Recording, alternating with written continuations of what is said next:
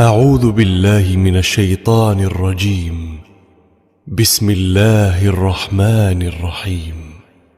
الحمد لله الذي أنزل على عبده الكتاب ولم يجعل له عوجا قيما لينذر بأسا شديدا من لدنه ويبشر المؤمنين الذين يعملون الصالحات أن لهم أجرا حسنا ماكثين فيه أبدا وينذر الذين قالوا اتخذ الله ولدا ما لهم به من علم ولا لآبائهم كبرت كلمة تخرج من أفواههم إن يقولون إلا كذبا فلعلك باخع نفسك على آثارهم إن لم يؤمنوا بهذا الحديث أسفا إنا جعلنا ما على الأرض زينة لها لنبلوهم أيهم أحسن عملا وإنا لجاعلون ما عليها صعيدا جرزا أم حسبت أن أصحاب الكهف والرقيم كانوا من آياتنا عجبا إذ أوى الفتية إلى الكهف فقالوا ربنا آتنا من لدنك رحمة وهيئ لنا من أمرنا رشدا فضربنا على آذانهم في الكهف سنين عددا ثم بعثناهم لنعلم أي الحزبين أحصى لما لبثوا أمدا نحن نقص عليك نبأهم بالحق إنهم فتية آمنوا بربهم وزدناهم هدى وربطنا على قلوبهم إذ قاموا فقالوا ربنا رب السماوات والأرض لن ندعو من دونه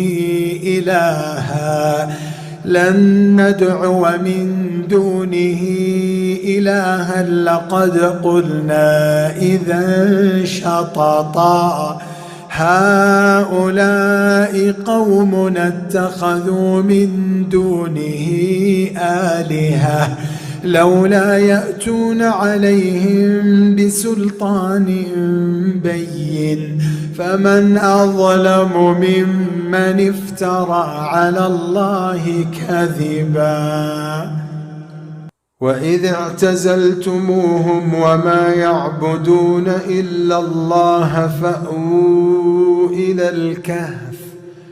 فأووا إلى الكهف ينشر لكم ربكم من رحمته ويهيئ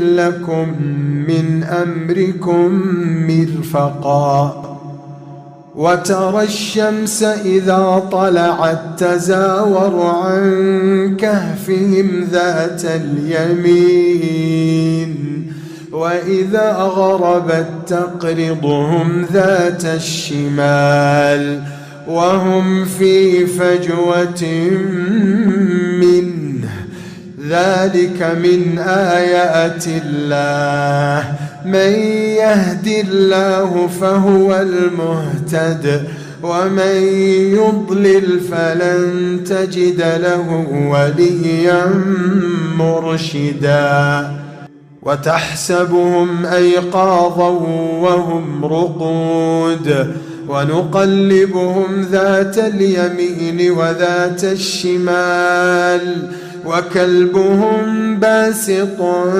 ذراعيه بالوصيد لو اطلعت عليهم لوليت منهم فرارا لوليت منهم فرارا ولملئت منهم رعبا. وكذلك بعثناهم ليتساءلوا بينهم قال قائل منهم كم لبثتم قالوا لبثنا يوما أو بعض يوم قالوا ربكم أعلم بما لبثتم فابعثوا أحدكم بورقكم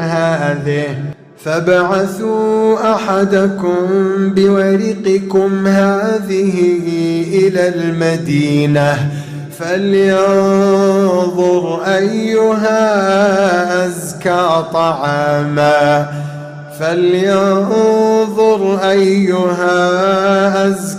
طعاما فليأتكم برزق منه وليتلطف ولا يشعرن بكم أحدا إنهم إن يظهروا عليكم يرجموكم أو يعيدوكم في ملتهم ولن تفلحوا إذا أبدا. وكذلك أعثرنا عليهم ليعلموا أن وعد الله حق وأن الساعة لا ريب فيها إذ يتنازعون بينهم أمرهم فقالوا ابنوا عليهم بنيانا ربهم أعلم بهم قال الذين غلبوا على أمرهم لنتخذن عليهم مسجدا سيقولون ثلاثة رابعهم كلبهم ويقولون خمسة سادسهم كلبهم رجما بالغيب ويقولون سبعة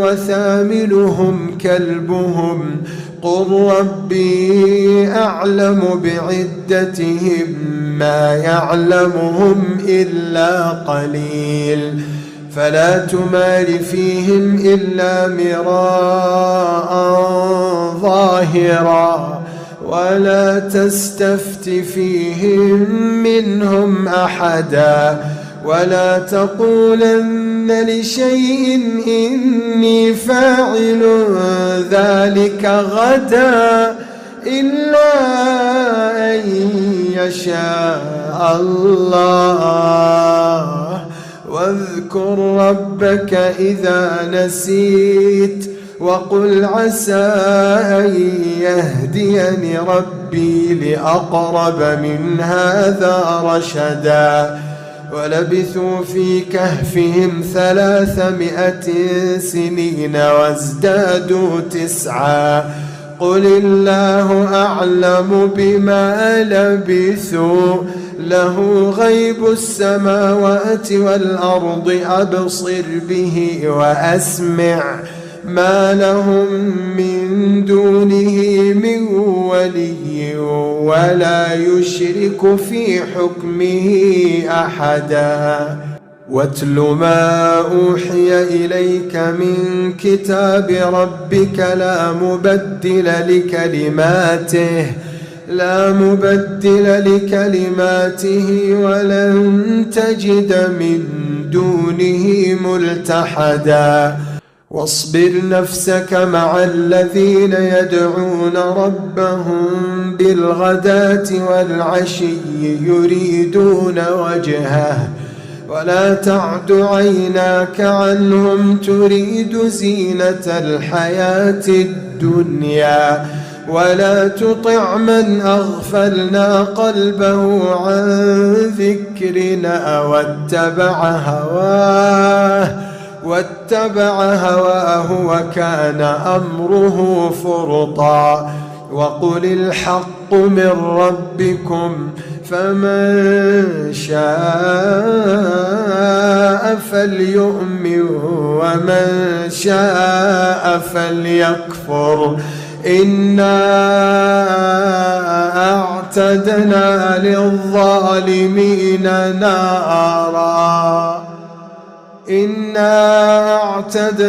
للظالمين نارا أحاط بهم سرادقها وإن يستغيثوا يغاثوا بماء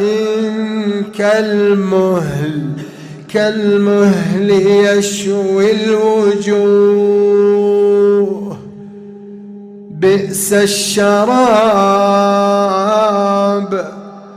بئس الشراب وساءت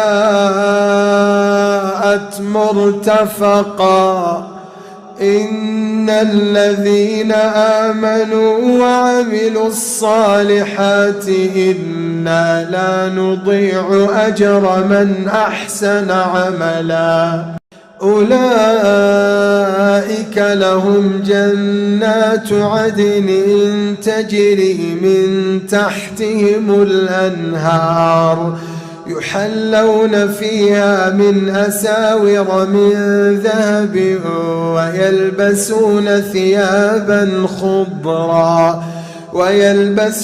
ثيابا خضرا من سندس واستبرق متكئين فيها على الأرائك نعم الثواب وحسنت مرتفقا. واضرب لهم مثل الرجلين جعلنا لأحدهما جنتين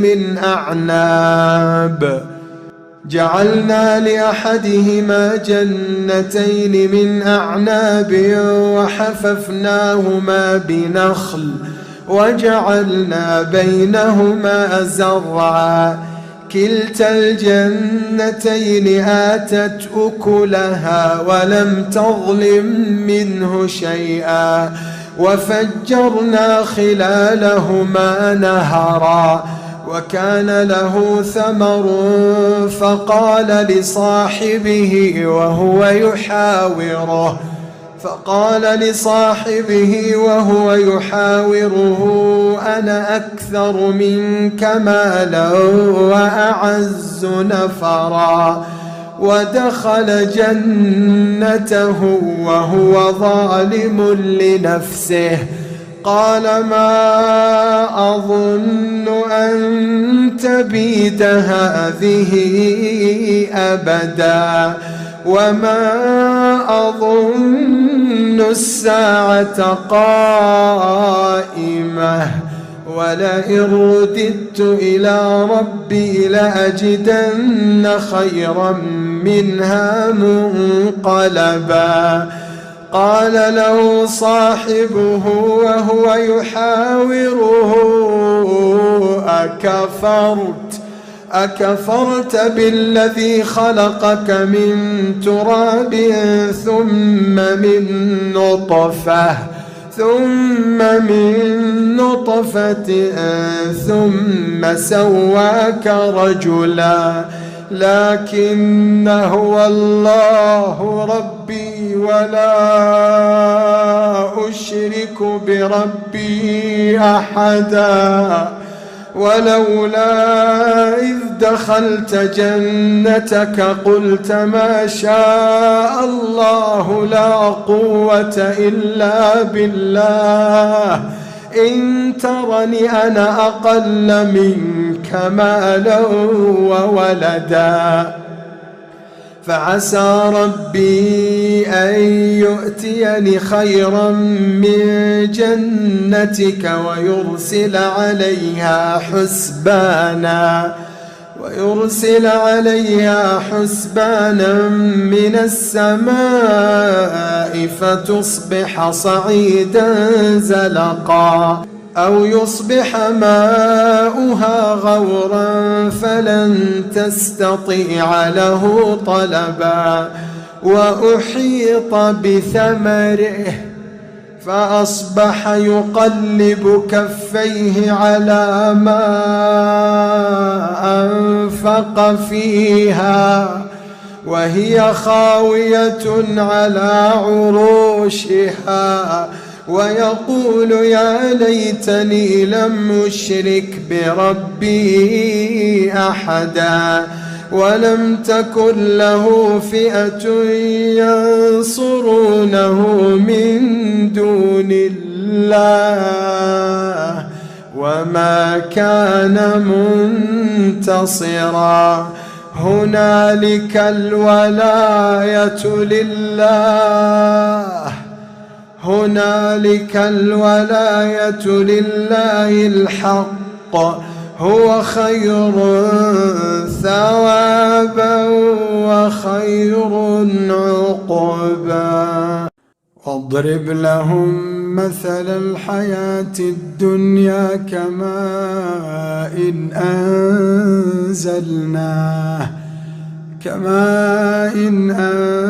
أنزلناه من السماء فاختلط به نبات الأرض فأصبح هشيما تذروه الرياح وكان الله على كل شيء مقتدرا. المال والبنون زينة الحياة الدنيا والباقيات الصالحات خير عند ربك ثوابا وخير أملا. ويوم نسير الجبال وترى الأرض بارزة وحشرناهم فلم نغادر منهم أحدا وعرضوا على ربك صفا لقد جئتمونا كما خلقناكم أول مرة بل زعمتم أن لن نجعل لكم موعدا.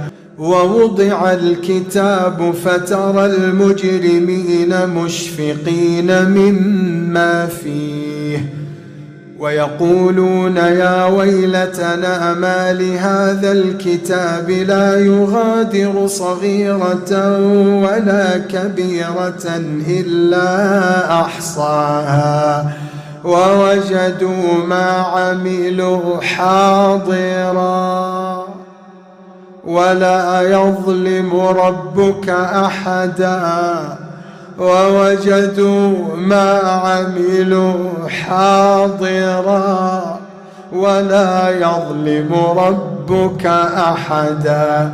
وإذ قلنا للملائكة اسجدوا لآدم فسجدوا إلا إبليس كان من الجن ففسق عن أمر ربه أفتتخذونه وذريته أولياء من دوني وهم لكم عدو بئس للظالمين بدلا.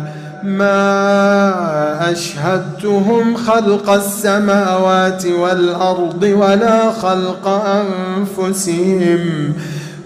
خلق أنفسهم وما كنت متخذ المضلين عضدا. ويوم يقول نادوا شركائي الذين زعمتم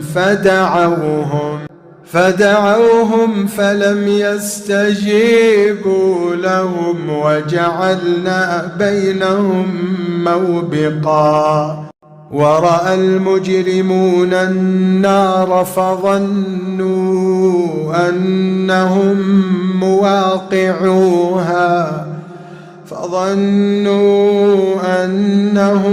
مواقعوها ولم يجدوا عنها مصرفا. ولقد صرفنا في هذا القرآن للناس من كل مثل وكان الإنسان أكثر شيء جدلا. وما منع الناس أن يؤمنوا إذ جاءهم الهدى ويستغفروا ربهم إلا أن تأتيهم سنة الأولين أو يأتيهم العذاب قبلا وما نرسل المرسلين إلا مبشرين ومنذرين ويجادل الذين كفروا بالباطل ليدحضوا به الحق واتخذوا آياتي وما أنذروا هزوا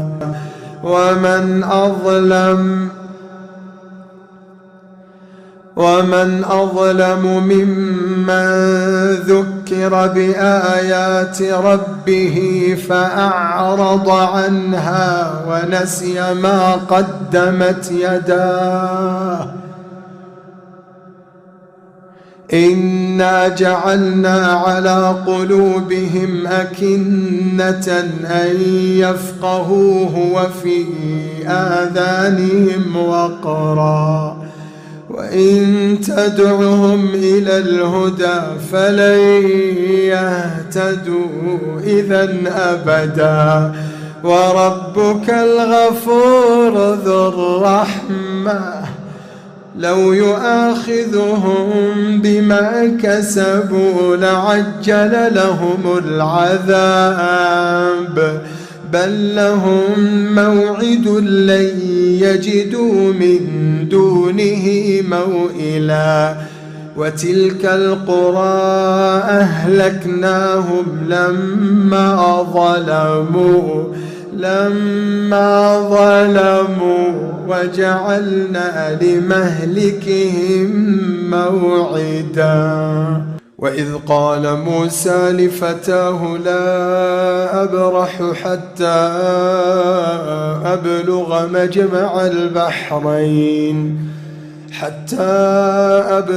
مجمع البحرين أو أمضي حقبا فلما بلغا مجمع بينهما نسيا حوتهما فاتخذ سبيله في البحر سربا فلما جاوزا قال لفتاه آتنا غداءنا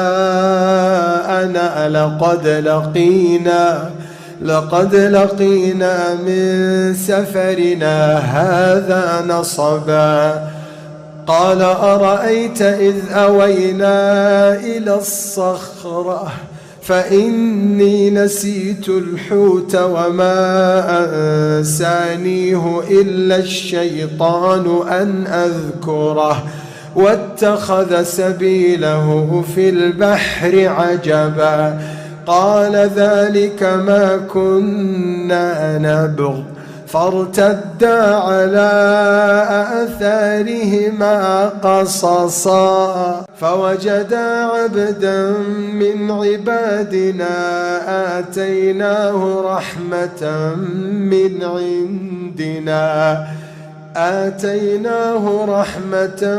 من عندنا وعلمناه من لدنا علما قال له موسى هل أتبعك على أن تعلمني مما علمت رشدا قال إنك لن تستطيع معي صبرا وكيف تصبر على ما لم تحط به خبرا قال ستجدني إن شاء الله صابرا ولا أعصي لك أمرا قال فإن اتبعتني فلا تسألني عن شيء حتى أحدث لك منه ذكرا فانطلقا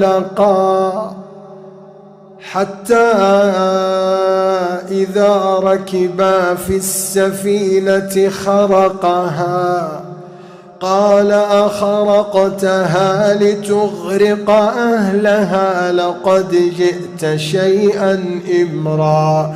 قال ألم أقل إنك لن تستطيع معي صبرا.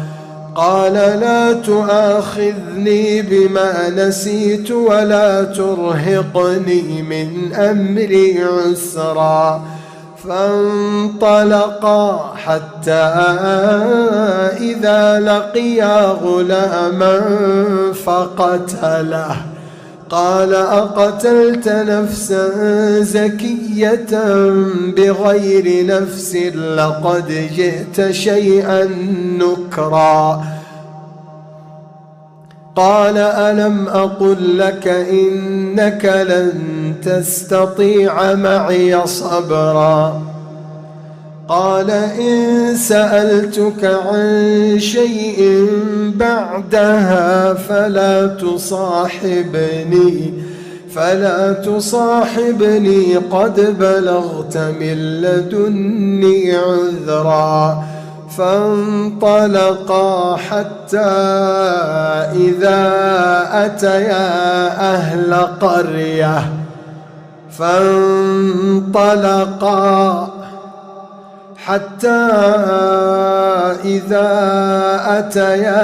أهل قرية استطعما أهلها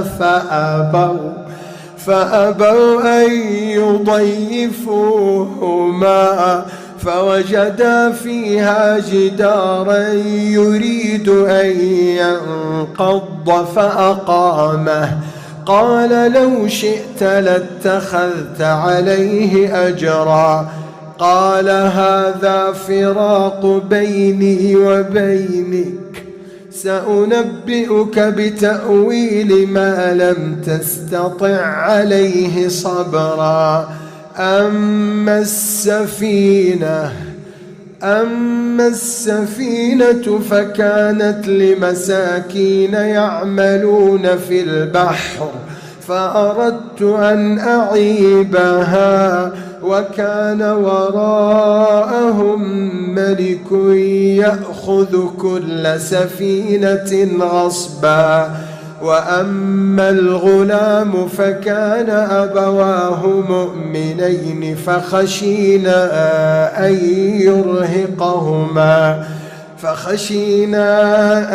يرهقهما طغيانا وكفرا. فأردنا أن يبدلهما ربهما خيرا منه زكاة وأقرب رحما. وأما الجدار فكان لغلامين يتيمين في المدينة وكان تحته كنز لهما وكان أبوهما صالحا.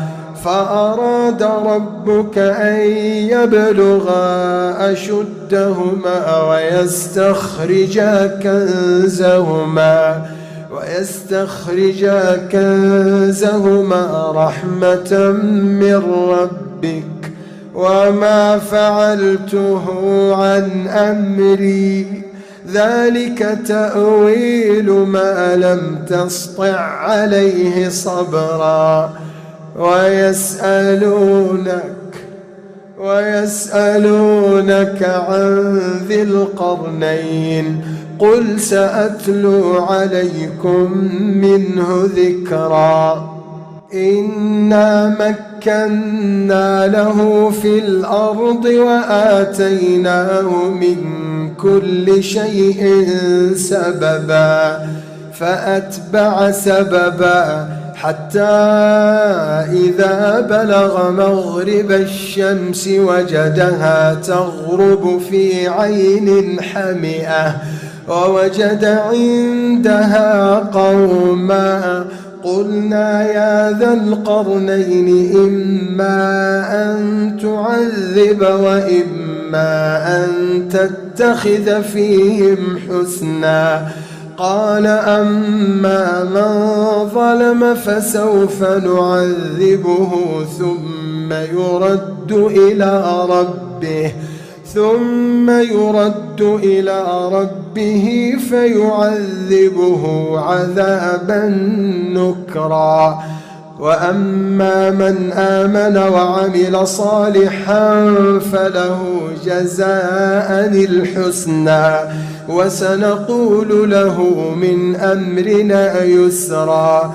ثم أتبع سببا حتى إذا بلغ مطلع الشمس وجدها تطلع على قوم لم نجعل لهم من دونها سترا. كذلك وقد أحطنا بما لديه خبرا. ثم أتبع سببا حتى إذا بلغ بين السدين وجد من دونهما قوما لا يكادون يفقهون قولا. قالوا يا ذا القرنين إن يأجوج ومأجوج مفسدون في الأرض فهل نجعل لك خرجا على أن تجعل بيننا وبينهم سدا؟ قال ما مكني فيه ربي خير فأعينوني بقوة أجعل بينكم وبينهم ردما. آتوني زبر الحديد حتى إذا ساوى بين الصدفين قال انفخوا حتى إذا جعله نارا قال آتوني أفرغ عليه قطرا. فما استطاعوا أن يظهروه وما استطاعوا له نقبا. قال هذا رحمة من ربي فإذا جاء وعد ربي جعله دكاء وكان وعد ربي حقا. وتركنا بعضهم يومئذ يموج في بعض ونفخ في الصور فجمعناهم جمعا. وعرضنا جهنم يومئذ للكافرين عرضا. الذين كانت أعينهم في غطاء عن ذكري وكانوا لا يستطيعون سمعا. أفحسب الذين كفروا أن يتخذوا عبادي من دوني أولياء إنا أعتدنا جهنم للكافرين نزلا. قل هل ننبئكم بالأخسرين أعمالا الذين ضل سعيهم في الحياة الدنيا وهم يحسبون أنهم يحسنون صنعا. أولئك الذين كفروا بآيات ربهم ولقائه فحبطت أعمالهم فلا نقيم لهم يوم القيامة وزنا. ذلك جزاؤهم جهنم بما كفروا واتخذوا آياتي ورسلي هزوا.